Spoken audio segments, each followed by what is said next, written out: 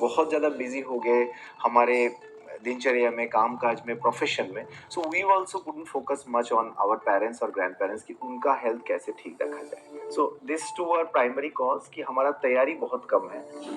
जिनका एडवांटेज किसका है?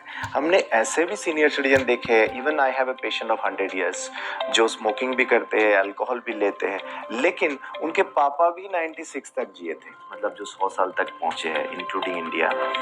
तो उसमें देखा गया कि उनका दवाई बहुत कम होता है। मैक्सिमम दवाई लीवर और किडनी के थ्रू बाहर जाती है। सो किडनी का, लीवर मेरा कंप्रोमाइज है, किडनी मेरा कंप्रोमाइज है, उसके ऊपर मैं 20 गोली का प्रेशर दे रहा हूँ तो वो और खराब हो रहा है। तो सीनियर सिटीजन में दवाई का बहुत बुरा असर है। कोई भी सीनियर सिटीजन इस देश का या दुनिया में कहीं पे भी 5 से ज़्यादा दवाई ले रहे हैं तो वो और एक बीमारी है जिसे हम पॉलीफार्मेसी कहते हैं। Those who are in 40s 40 to 50 are the, मेरे जो सर्वे है, most neglected community health wise. 40 to 50 क्योंकि इस समय में हम बच्चे का ख्याल रखते हैं, उधर माँ बाप का ख्याल रखते हैं, अपना हेल्थ का कोई नहीं ख्याल रखता है क्योंकि हम बिजी है, हमें तो पैसे कमा के घर चलाना है ना।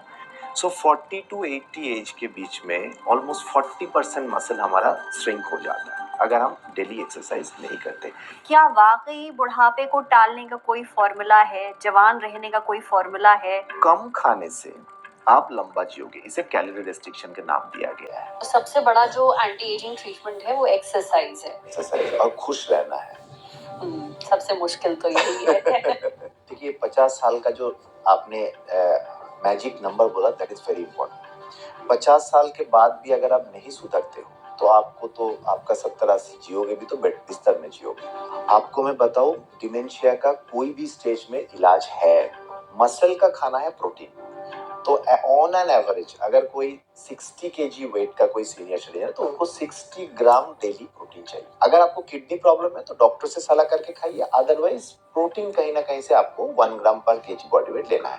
ओल्ड एज में इंसान बहुत ज्यादा खुद को अकेला महसूस करता है और ये चीज उसके व्यवहार पे भी दिखती है, इसलिए काफी ओल्ड एज के जो लोग हैं वो डिप्रेशन महसूस करते हैं, पर परिवार को ये चीज समझ में नहीं आती कि वो डिप्रेस्ड। सीनियर सिटीजन में जो देखा गया 80 साल के बाद उनका लाइफ का पर्पस खत्म हो जाता है, तो जीने का इच्छा, जिसे हम जिजीविसा बोलते हैं, वो कम हो जाती है। आज के टाइम में जब हम जॉइंट फैमिली में नहीं रह रहे, हमारा ध्यान रखने के लिए इतने सारे लोग नहीं हैं, तो क्या ऑप्शंस हैं अब?